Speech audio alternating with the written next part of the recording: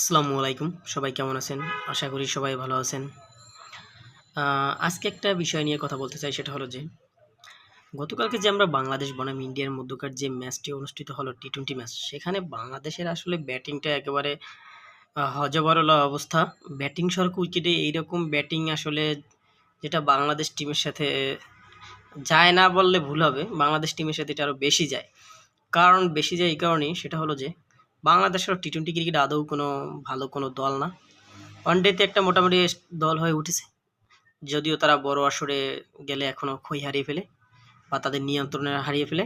Test ক্রিকেটেও আহামরি কিছু করতে পারে নাই। মাঝে, মাঝে ২-১ টা জয় ধরা দিয়েছে। যেকোনোভাবেই হোক, বড় দলের হোক বিপক্ষে হোক বা ছোট দলের বিপক্ষে।